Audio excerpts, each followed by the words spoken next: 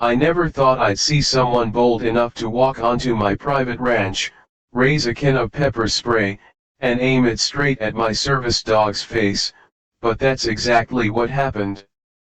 It was a warm Saturday afternoon. I was fixing the side fence near the southern end of my land, and Buddy, my golden retriever and service dog, was lying close by, wearing his bright red vest with the words "Service Dog, Do Not Distract" in big white letters. He was calm, just resting beside me, not bothering a soul. Then, out of nowhere, this woman, who I'd later find out was Karen from the Hoa board, stormed up the dirt path like she owned the place. She didn't even knock, she didn't call, she just came uninvited, walking fast, waving her arms, shouting about community standards and animal safety violations. Before I could even get a full sentence out, she reached into her oversized leopard print handbag, pulled out a pink can of pepper spray, and sprayed it right at Buddy's face. I screamed no, and lunged forward, but it was too late. Buddy let out the most heartbreaking yelp I'd ever heard, his head jerking back, paws scratching at his eyes. I dropped to my knees, grabbing him as fast as I could, trying to cover his eyes and wipe away the spray. He was whimpering, shaking, trying to press his face into my chest to escape the pain. My blood was boiling. Karen just stood there, nose in the air like she did something righteous, yelling, "That dog is a threat. You people think just slapping a vest on a mutt makes it special." That's when I pulled out my phone with my shaking hands and took a photo of her standing there, still holding the spray can, Buddy crying in my lap. She didn't even try to hide it. She looked right at my camera and said, "Go ahead and call whoever you want. I run this neighborhood." But she didn't know who she was messing with or what law she just broke. That moment, my service dog in agony and Karen still shouting at me on my own ranch was burned into my memory forever. And that's how it all started. Let me take you back to how it all led up to this madness. I'm Jake Walker, 36, Navy veteran. Served 12 years before I got injured overseas and came back home to start fresh. I bought a ranch on the outskirts of town, just under 5 acres of quiet land, some livestock, and space to breathe. My golden retriever, Buddy, was assigned to me through a veteran support program after my deployment. He's more than just a dog, he can sense when my anxiety spikes or when a flashback hits. He's trained to pull me out of it and bring me back to reality. Without Buddy, I'd still be waking up in cold sweats every night. For you, a free like is easy. But for me, it is the greatest support and encouragement. For this video, can you give me 1 like and 1 subscription? Thank you very much. When I bought the ranch, I didn't realize it was under the thumb of the Green Hills Hoa. Technically, the ranch was outside the Hoa's original map, but over the years, they'd sneakily redrawn the boundary lines and now claimed my place as part of their territory. I wasn't interested in Hoa drama, I just wanted peace, so I ignored most of their junk mail and passive-aggressive newsletters. That was my mistake. Things started going sideways when I put up a small "Veteran Lives Here, No Trespassing" sign on my gate. A few days later, I found it bent backward like someone had yanked it hard. Then I noticed my mailbox had been stuffed with Hoa rule books and friendly reminders about dog licensing, fencing, paint colors, and lawn lengths, none of which applied to a ranch this size. Next came the unexpected courtesy visits. First, a guy named Greg from the Hoa board showed up unannounced and told me I needed to remove the American flag I had hanging on my barn because it wasn't an approved flagpole. I laughed at him and told him to get off my property. The second visit was worse. Karen showed up for the first time. She introduced herself like she was royalty, all fake smiles and a clipboard clutched in her hand. She pointed at my gravel driveway and said it was an eyesore and lowering community property values. I told her politely that I was outside of their enforcement area and that I wasn't bound to follow their aesthetic preferences. That's when her smile disappeared. Karen told me, word for word, "Oh, we'll see about that." From that moment on, things escalated. I started noticing tire tracks in areas no one should be driving. My livestock feed bins were tampered with. Someone threw trash over my fence more than once. Buddy was barked at and scared off his routine when joggers who didn't live in the area suddenly appeared with whistles and long sticks. Still, I stayed calm. I kept documenting. I didn't want to fight, but I knew something was building. Then, last week, I got a final notice letter shoved under my barn door and HOA violation claiming my ranch had failed to follow communal landscaping practices and that a hearing was scheduled to determine appropriate fines or legal action. That's when I knew they were getting bold. I prepared everything.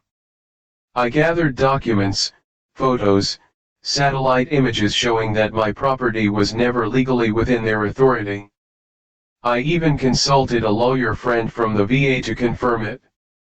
I was ready for their so-called hearing, but I wasn't ready for what Karen would pull before that meeting could even happen. Back to that Saturday when she attacked Buddy. After she sprayed him, I rushed him inside, flushed his eyes with clean water, and called the emergency vet. They had me bring him in immediately. His eyes were red and swollen. The vet confirmed it was direct contact with pepper spray. As I held Buddy and he whined softly, the vet looked at me and asked, "Do you know who did this?" I nodded. "Yeah, and I'm pressing charges." What Karen didn't know is that under federal law, specifically the Americans with Disabilities Act, service dogs are protected. Harming one is a crime, but she was about to learn. By the time I got back from the vet, something strange was already waiting at my gate, a folded, crumpled HOA notice taped to my front post. It read, "Due to aggression from your animal, we are demanding the removal of said dog from the community for public safety reasons. Failure to comply will result in HOA action." That was the last straw. I took the notice, the photo, the vet's report, and all my evidence and called in a few favors, specifically to a friend of mine who now worked with the Department of Justice in the Civil Rights Division. What Karen had done wasn't just stupid, it was criminal, but she had no idea yet what kind of mess she had stepped into. I knew she was going to show up again soon, I just didn't know how bad it was going to get. 2 days later, it did. As I was walking Buddy slowly around the front of the barn, still recovering from the spray, I heard tires crunching down my drive again. It was Karen. This time she wasn't alone. She had brought 2 HOA members with her and a sheriff's deputy. She stepped out, waving papers in her hand, shouting, "You're in violation of community animal safety codes. You have 48 hours to remove that dog, or we'll take further action." Buddy growled softly. I took a deep breath and walked toward the group, but before I could speak, Karen pointed again and yelled, "That animal attacked a child last week." I froze. She was lying boldly, publicly, and right in front of a cop. That's where this new storm truly began. I stood frozen for a split second, my heart thudding in my chest. "Excuse me," I said, my voice sharp but steady. "What child?" Karen puffed up like a peacock, slapping her fake accusation into the deputy's hand. "This is a sworn complaint," she declared with a smug smile. A child in the community was chased by his aggressive dog here, this so-called service dog. For you, a free like is easy. But for me, it is the greatest support and encouragement. For this video, can you give me 1 like and 1 subscription? Thank you very much. I locked eyes with the deputy. My dog has been recovering from being sprayed with pepper spray. I have vet documentation, and he hasn't left my property in weeks. That's a lie. The deputy's brow furrowed. He wasn't hostile, just confused. Mr. Walker, he said, do you mind if we speak privately? I nodded, walking a few steps with him out of earshot. Karen huffed behind us, her 2 Hoa sidekicks whispering and filming from a distance on their phones like this was some kind of episode of a drama show. The deputy kept his voice low. Look, I don't know what kind of beef she has with you, but this complaint was filed yesterday. It's vague, no photos, no injuries listed, just a written account saying your dog ran loose and barked at a kid on Grove Street. I laughed bitterly. I have cameras. Grove Street's a mile away from my fence line, and my dog barely stands without help since she attacked him. His eyes softened. You got documentation for that? I have everything. He nodded. Send me the video files. I can't charge anyone based on what I've seen here. Just keep calm, we'll sort this out. But Karen wasn't done yet. As we wrapped up, she marched over again, still filming, and said with the snottiest voice possible, your little pity pet act isn't going to work forever. You're not special just because you wave a flag and wear boots. I stepped in closer. You assaulted a federally protected service animal. She blinked like the words didn't compute. It's a dog. It barked. I defended myself. My fists clenched. You sprayed a non-aggressive dog in the face on private land. That's not defense, that's assault. You can't prove anything, she sneered. I smiled coldly. You're on camera. My camera. And your picture is already with the DOJ. That shut her up for a second. Her mouth opened, but no words came out. Then, like a switch flipped, she shoved her clipboard into the air and said, you'll hear from our lawyers. And with that, she stormed off, dragging her 2 Hoa minions behind her like a flapping parade. I turned to the deputy. This isn't the first time she's harassed me, but it's going to be the last. He nodded. I believe you. I'll file this as a dispute and make sure no one acts on that complaint until the investigation's done. Later that night, I sat on the porch with Buddy lying next to me, still drowsy from his meds. I couldn't stop thinking about how bold she was, how reckless, and how broken the system must be if someone like her felt confident enough to lie to the law like that. That's when I got a call from Agent Ramirez at the DOJ.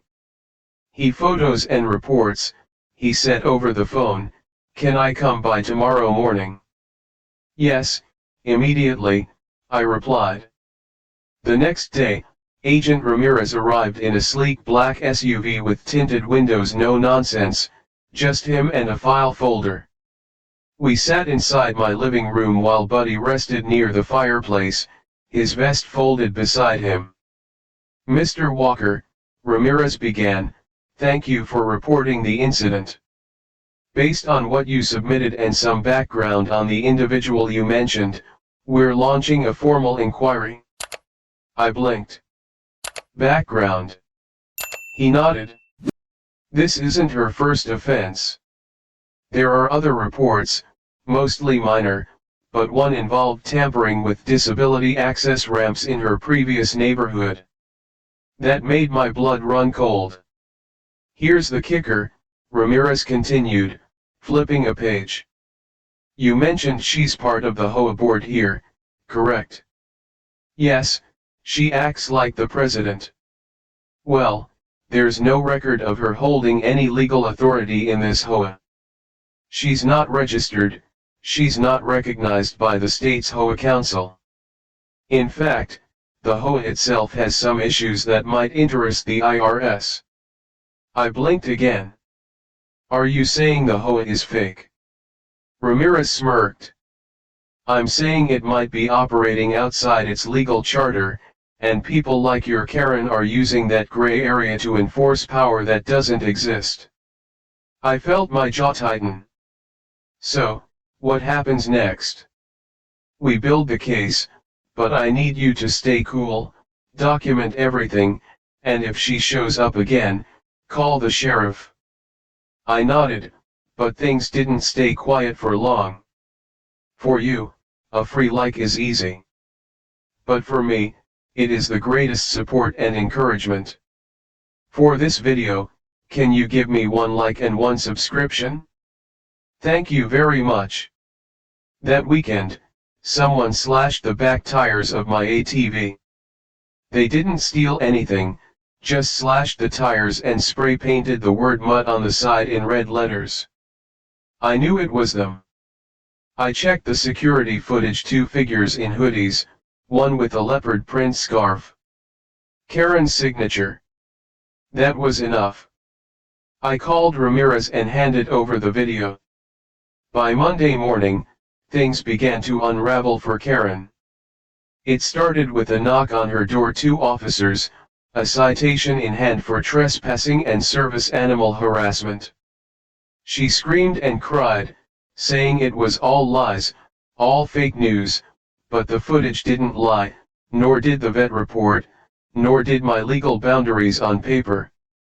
The police left with a warning, another stunt, and she'd be charged. But Karen wasn't the kind of person to back down, especially not when her ego was bruised. And I was right.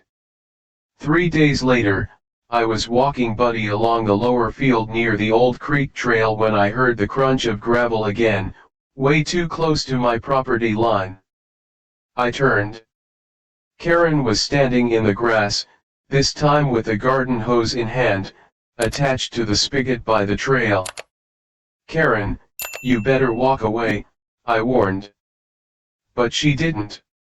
Instead, she pointed the hose at Buddy and yelled, "Let's see if you like this, mud," and pulled the trigger.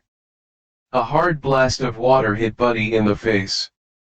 He yelped and slipped backward on the wet grass. And just like that, she'd done it again. But this time, I wasn't the only one watching. A federal agent had been tailing her activities, and this moment was caught in full view. Before she could even reel the hose back in, the agent's vehicle pulled up the dirt trail fast. Ramirez stepped out, badge in hand, voice booming, "Ma'am, put the hose down and step away from the animal." Karen screamed, trying to run, but she didn't get far. Karen stumbled backward, dropping the hose in shock, her cheap sandals slipping in the wet grass. Ramirez didn't wait. He signaled to the 2 local deputies who had been trailing from a second vehicle parked farther up the hill. They closed in quickly, one of them already reading out her rights. Karen screamed like a banshee, "You can't arrest me. I'm the president of the Hoa. This is harassment. He's the one trespassing with that dangerous mud." But no one was listening. Ramirez calmly stepped forward, flipping open a folder he'd been carrying. "Ma'am, you are being arrested for violating Title II of the Americans with Disabilities Act by assaulting a service animal. We also have evidence of repeated harassment, trespassing, and property damage. You've been warned once.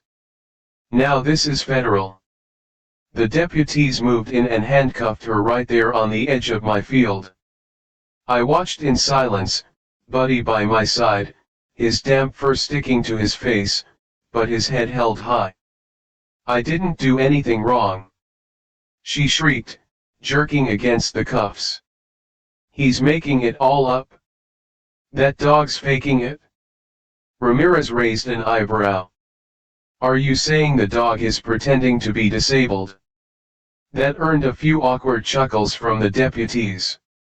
Karen looked like she was about to explode, her red face matching the color of the spray paint she'd used on my ATV.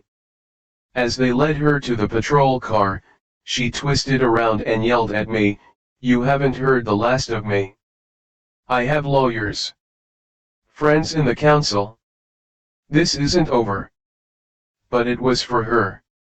What she didn't know was that her entire tantrum, from the moment she aimed the hose, had been recorded on multiple cameras, mine, Ramirez's body cam, and even the drone surveillance the DOJ had quietly initiated due to her escalating behavior. That night, I sat quietly on my porch again. The stars peek out one by one as Buddy snored beside me. A cool breeze swept through the grass, the kind that carried peace with it. But peace didn't last long, not with an hoe like ours. The very next morning, I got a knock on the door. It wasn't the police, it wasn't Ramirez, it was Greg, the tall, lanky guy who had once shown up to tell me to take down my American flag. He was holding a clipboard again, but his face was pale and sweaty. He looked around nervously before speaking. "Hey, Jake, right?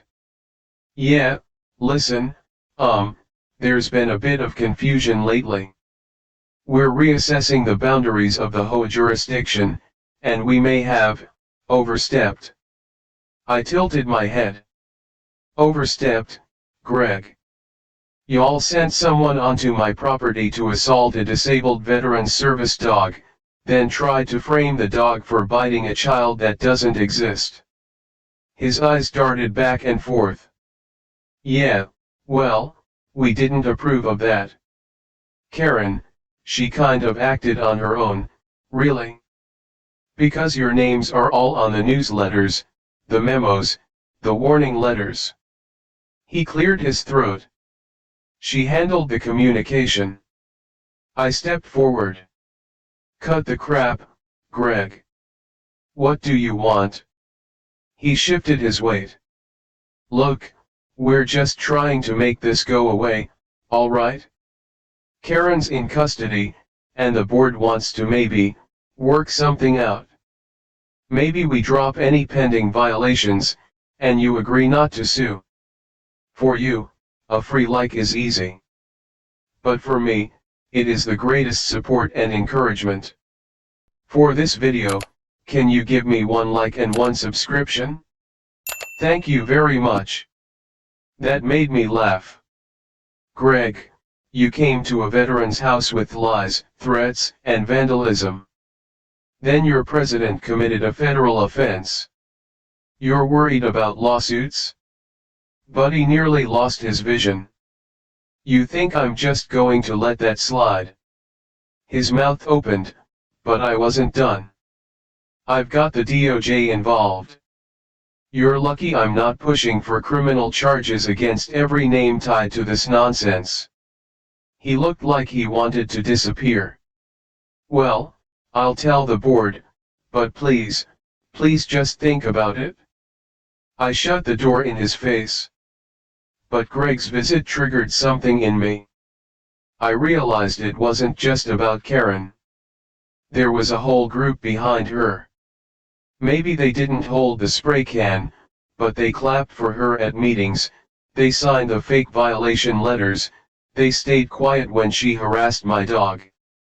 And now they wanted to pretend it was all her? No way. I called Ramirez. I want to go public, I told him. I want every veteran, every disabled person, every homeowner bullied by an Hoa to know they don't have to take this crap. Ramirez agreed. We're already prepping a press brief. The media is getting interested, especially since there's federal law involved. And sure enough, By the end of the week, the story broke: veteran service dog assaulted by rogue HOA member, arrest made. It spread fast. Local news stations picked it up first, then it made its way to national outlets.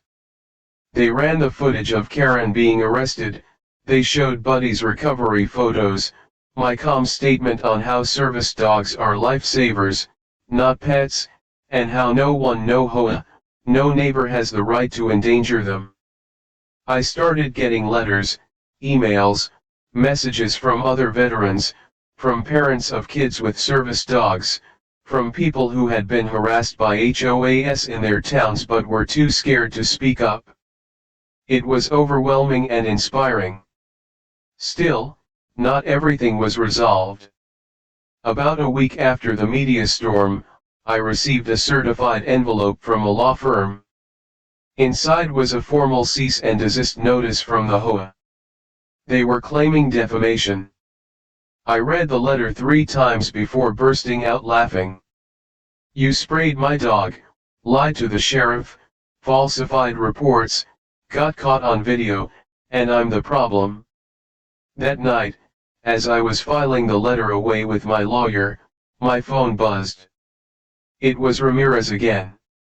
Hey, Jake, thought you should know, we've just uncovered financial records from the HOA's bank account. Looks like Karen and a few others were misusing member dues big time. I blinked. How big? Big enough to add fraud charges on top of everything else. And Greg? He's next. His name's all over the transactions. And just like that, things went from personal to legal war. I didn't know it yet, but Karen's arrest was just the beginning, because the deeper the DOJ dug, the more corruption they uncovered in my HOA. And it wasn't just on paper. The next morning, I found something terrifying hanging from my gate, a dead rat nailed to a board with a note that read, "Back off or next time it's the dog." My stomach dropped. The calm I had built around my home shattered again, and I realized this wasn't over. Not yet. I stared at the board hanging on my front gate, my blood turning ice cold. The rat's limp body swayed slightly in the breeze, the nail pinning it grotesquely in place. The note, scribbled in thick black marker, sent a clear and chilling message: back off or next time it's the dog. My hand immediately went to Buddy's vest as he sat beside me, unaware of the fresh thread hanging just feet away. He let out a soft whine, sensing my unease. I crouched down, patting his head, trying to calm both of us. I took a photo of the setup, careful not to touch anything, and then called the sheriff. Within 20 minutes, 2 deputies showed up, one of whom I'd seen the day Karen was arrested. Looked at the message in the rat, his face hardening. This just went from harassment to a serious threat. We'll have to notify the DOJ. You think this is Karen? I asked, not sure what to believe anymore. The deputy nodded slowly. Could be her, could be someone trying to scare you on her behalf. Either way, this isn't just a prank, this is intimidation. They removed the evidence, bagged it, and said they'd be reviewing the security footage from my cameras. That evening, Ramirez called again. Jake, the threats have crossed the line. I've already filed for a protective order until this is sorted. We're assigning surveillance to your ranch. I'll send a team out tomorrow. I let out a breath I hadn't realized I was holding. Thanks, Ramirez. You've handled this with grace. Jake, now it's time we go after every last person tied to this mess. And that's exactly what happened. Within days, 3 more members of the so-called HOA board were served with subpoenas. Greg tried to play innocent again, even did a local interview crying about how he was duped by Karen and never agreed to any harassment, but the evidence said otherwise. His signature was on every document sent to me. Meanwhile, the press kept digging, and it wasn't long before a journalist uncovered something else. Karen had been illegally collecting ranch improvement dues from surrounding properties, claiming it was to fund community beautification. In reality, she had used the money to upgrade her own house, a new patio, a hot tub, and even a $3,000 custom-built doghouse for her poodle. The irony stung like salt. The next morning, the sheriff's department swept my property, checking every inch of fence line. Ramirez showed up with a federal investigator from the ATF. Yes, that ATF. They confirmed the threat was real.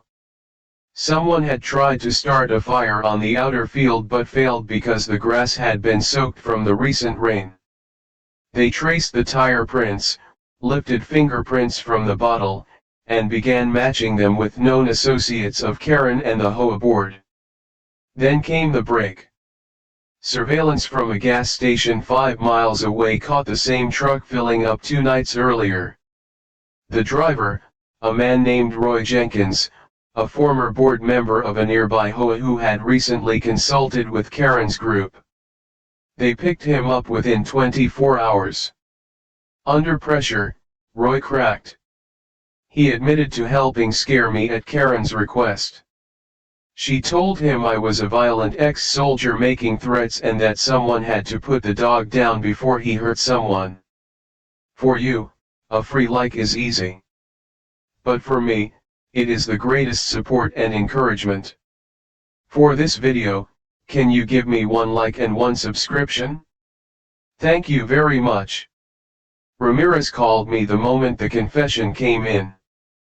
She manipulated people, Jake, but now that guy's facing federal charges, and Karen's looking at additional counts of conspiracy and criminal solicitation.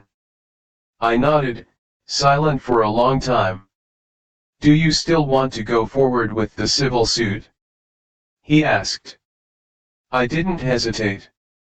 Absolutely. I want this on the record. I want every Hoa in the country to know if you go after someone's service dog, their livelihood, their peace, you will pay. But even as the pieces started falling into place, I still felt uneasy. Buddy was getting better. His eyes had fully healed, and his alertness returned, but he had grown more cautious. He wouldn't stray more than a few feet from me, and loud sounds made him flinch. He was a trained service dog, but even heroes get scared. I started taking him to a local veteran-friendly dog therapist who volunteered her time helping service animals recover from trauma. She told me something that stuck with me: dogs don't hold grudges, but they do remember fear. Every time he looks to you and sees you calm and steady, that memory gets a little softer. So I made a vow that day, no matter what came next, more lawsuits, more press, more threats, I would protect Buddy like he protected me. That night, while sipping coffee on the porch, my phone buzzed again. Ramirez again. Jake, you sitting down? My heart skipped. What is it? We just got a federal court date. Karen's being transferred to a detention facility pending trial. Her bail was denied. I stood up, stunned. Denied. She lied on her financial disclosures, claimed she made $3,000 a month. Turns out she has multiple rental properties under fake LLCs and offshore accounts. I laughed in disbelief. So she's going down for more than assault. People began to distance themselves from her quickly. Neighbors who once sat silently during Hoa meetings started speaking up. One elderly couple, the Winstons, told a news crew that Karen had fined them $500 for non-standard grass height after their lawnmower broke. Another man said she threatened to revoke his walking trail privileges because his dog barked too loud. But here's where it all turned even uglier.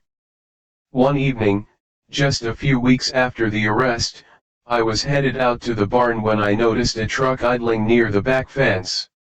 Its headlights were off, but I could see the shadow of someone crouching down. I called out, "Can I help you?" No answer. I flicked on my flashlight and pointed it at the figure. It was a man, probably in his late 40s, wearing a camo hoodie and gloves. A bottle of what looked like lighter fluid. Before I could even take another step, he bolted. He tossed the bottle, jumped into the truck, and sped off, tires spitting gravel behind him. I ran to the spot. The bottle was labeled barbecue starter, but taped to it was another note, "Last warning. Dogs burn too." That was it. I didn't wait.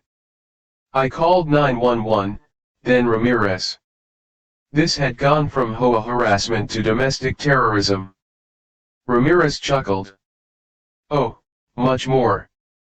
And just when I thought it couldn't get more ridiculous, the very next morning, I found a flyer taped to my mailbox in big, bold letters, "Emergency HOA meeting, vote to remove Walker's property from community grounds." They were still trying to kick me out.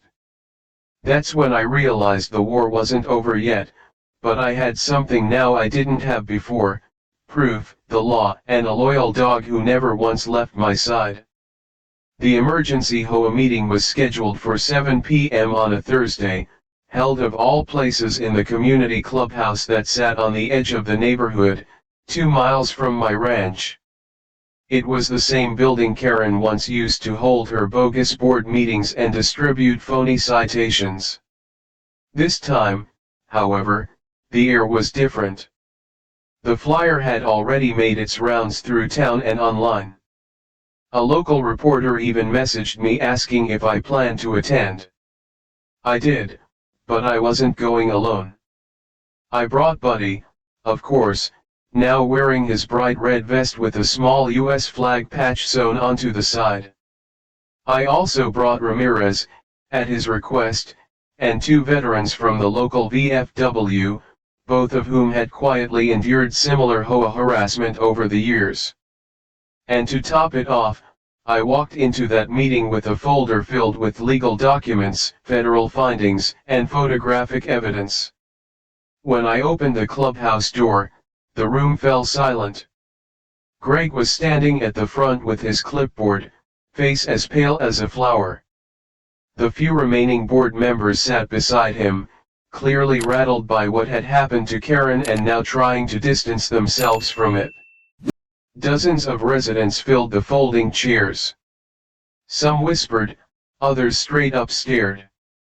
They didn't expect me to show up, let alone with backup. Greg cleared his throat nervously. Before we begin, I'd like to remind everyone this is a peaceful meeting. We are here to address community concerns." I raised my hand. Greg froze, eyes darting toward me. Yes, Mr. Walker. I'd like to speak." He shifted uncomfortably. "Well, technically, only members of the HOA board are permitted to." Ramirez stepped forward, flashing his DOJ badge. "He'll speak." Gasps filled the room. People turned their heads, craning their necks to get a better view of the badge. Greg stepped back, mouth open like a caught fish. I walked to the front, Buddy trotting beside me. I placed my folder on the table. "I'm not here to shout, I'm not here to threaten. I'm here to tell the truth," I said. 3 months ago, I was minding my own business on my ranch when Karen, your so-called president, trespassed onto my land and sprayed my service dog in the face. Not because he barked, not because he was aggressive, because she wanted control. A woman in the crowd gasped. She said I was too different to live here. She said my dog didn't belong, that I didn't belong. Greg tried to interrupt, but Ramirez held up a hand. I opened the folder and began passing out printed pages, images of Buddy's injuries, photos of Karen with the spray can, stills from surveillance, and the vet-signed report. Then came the legal statements, proof the HOA had been illegally redrawing jurisdiction lines and operating without proper authority. People began whispering, murmuring turned to low murmurs of outrage. Karen broke federal law, I said. She's now facing trial, and her bail was denied. The DOJ is investigating your board for fraud and harassment, and someone affiliated with this group tried to burn my dog alive. Silence. Ramirez stepped forward. What Mr. Walker hasn't told you is that he didn't retaliate. He documented. He protected his animal, his home, and his peace with the law. That's why I'm here, because what happened to him is happening across the country, and it ends now. For you, a free like is easy. But for me, it is the greatest support and encouragement. For this video, can you give me 1 like and 1 subscription? Thank you very much. Greg's voice trembled as he tried to salvage control. This isn't a criminal hearing. We're here to vote on removing Mr. Walker's property from community oversight. A woman in the back stood up. You're still trying to punish him after everything.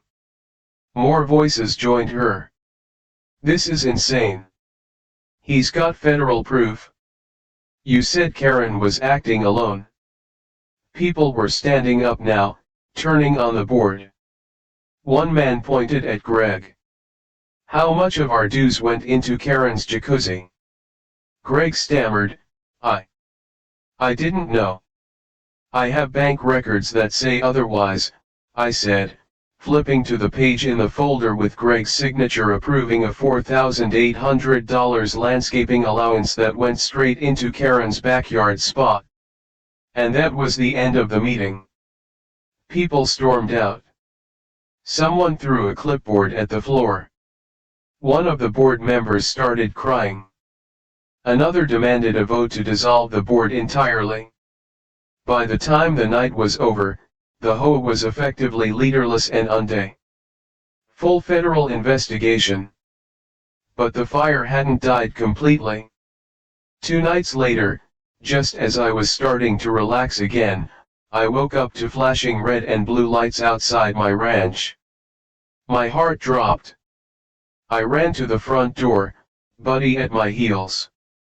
A fire truck and 2 sheriff's cruisers were parked by my barn. Flames licked at the side of my hay shed. Someone had tried to set it ablaze again. Thankfully, my neighbor Rob, a retired firefighter who'd been quietly watching over the place since the media circus started, had seen the smoke and called it in instantly.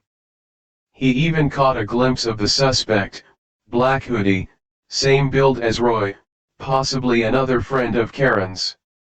As firefighters doused the flames, a deputy approached me. It wasn't random, he said.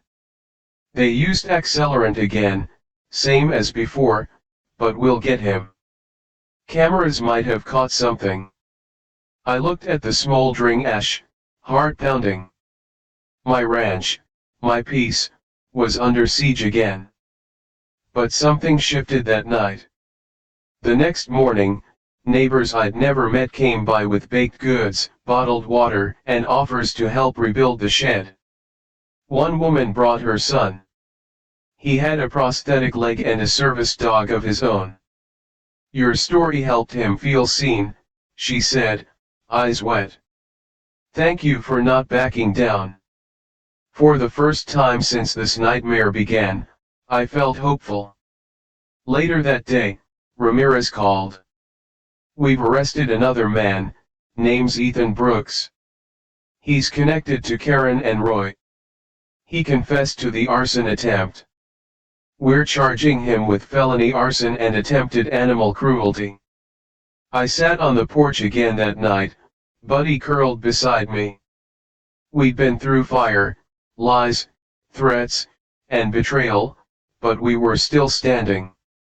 The flames couldn't break us, but I had a feeling the final blow was still on the way, because Karen was still sitting in jail, and her trial was just days away. The courthouse was packed the day of Karen's trial. Reporters lined the steps. Protesters and supporters of service animals stood holding signs like "Protect Our Heroes," "Two-Legged and Four," and "Justice for Buddy." Inside, the air was tense. Karen sat at the defendant's table in a gray suit that looked 2 sizes too big, her once smug expression gone. Her lawyer whispered in her ear constantly, but it didn't seem to help. She looked tired, defeated. I sat in the front row beside Ramirez, with Buddy lying quietly at my feet, his vest freshly cleaned and his head resting on his paws. Even in a room full of whispers and tension, Buddy remained calm. That's what made him special.